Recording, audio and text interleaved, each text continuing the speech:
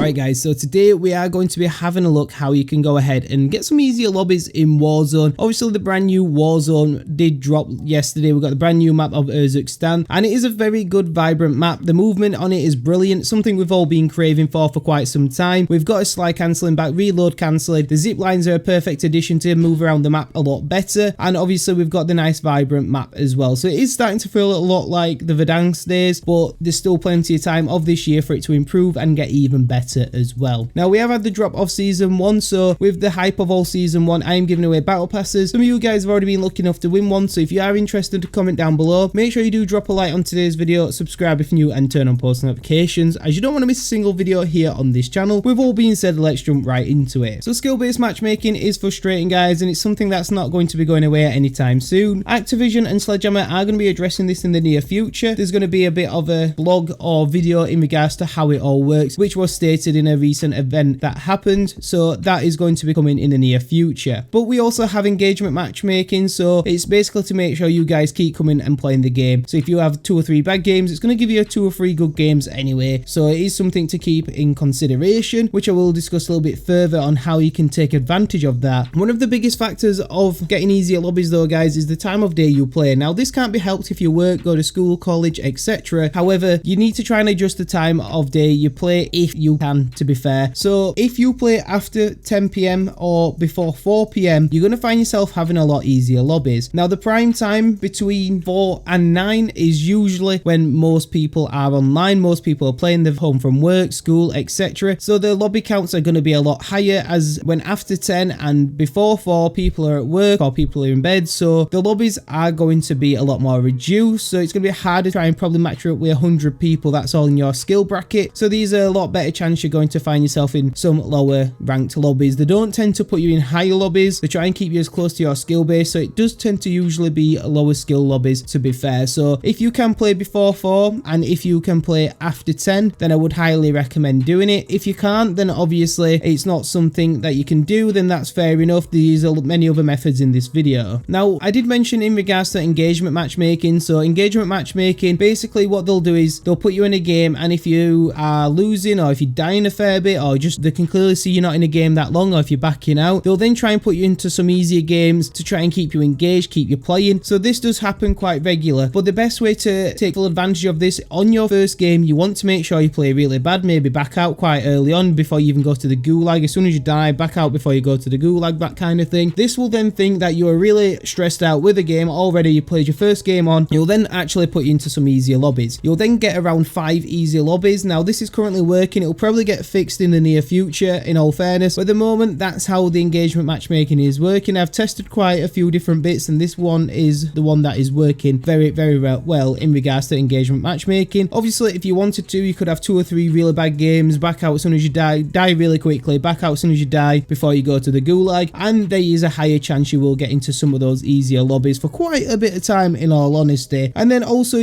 when you jump into quads, I would highly recommend playing solo or with a duo instead of playing with a full squad. Now how it works at the moment, and how it's always worked kind of with Warzone, if you go into a game with a full squad and you all have a 2KD each, opposing teams will also have to have roughly a 2KD each as well. Now if you are in a lobby with just 2 of yous or yourselves and you haven't filled your squad, you'll actually find yourself in a lot easier lobby. So if you've got a 2KD, the whole opposition team has to add up to a 2KD. So if you think about it, that's going to be 4 players with a 0.5 KD. So it's going to make life a lot easier, and you're going to find yourself playing against a lot bottier players who are not very good at the game, and you'll soon see that this works pretty well. But obviously with the launch of Warzone, the player count is always going to be a lot higher for the first week or two, just while the game balances itself out and people don't play it as much once it's bedded in and people have got used to the game or played it enough to just log on when they want to log on, kind of thing. So at the minute, with how high the player base is, your skill based games are going to be a lot lower as well by doing this method. Also, even if you're in a full squad, it is going to be a bit low, the skill base. It's going to be harder to match people up because of the amount of people that's going to be on. Don't forget, a lot of people are starting from level 1. All the stats have been reset, so the game doesn't actually know exactly who's what skill base at the moment. They can try and factor in from previous games, but at the minute, because they've reset all the stats, it's going to be very difficult for them to put them in the right categories. Now if you wanted to, you could always reverse boost. You can always have a second account that is really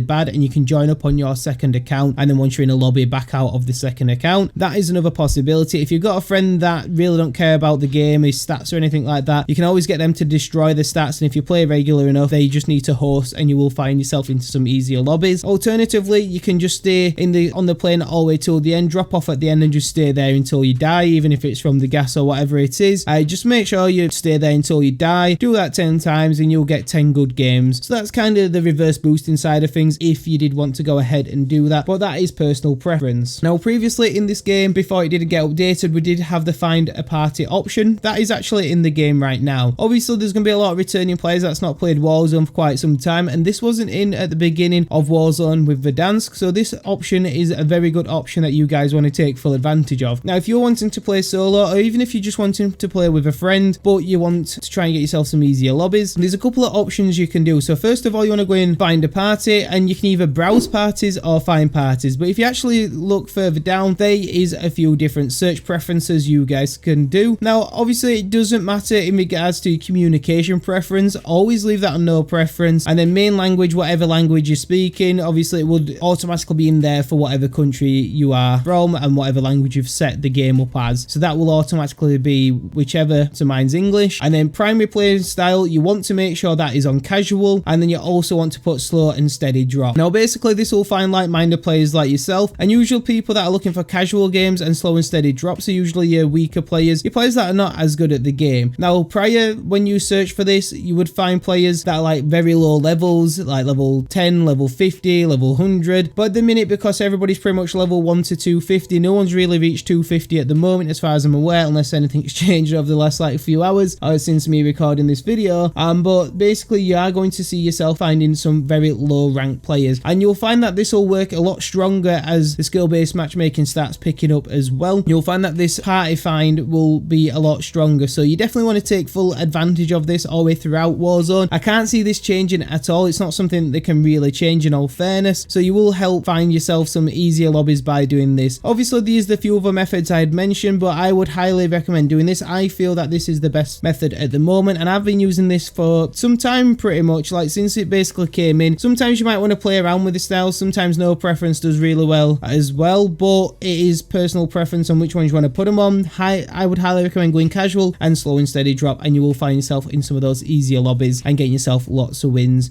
But if you have found today's video useful, guys, let me know down below. Let me know how you're enjoying Warzone as well, and if you are interested in the giveaway, comment down below. But with all being said, thank you so much for tuning in. Make sure you smash a like, subscribe if you're new. Let's try and hit 14k by the end of the year. That'd be insane. But anyway, guys, thank you so much for tuning in, and as always, I'll catch you on the next video.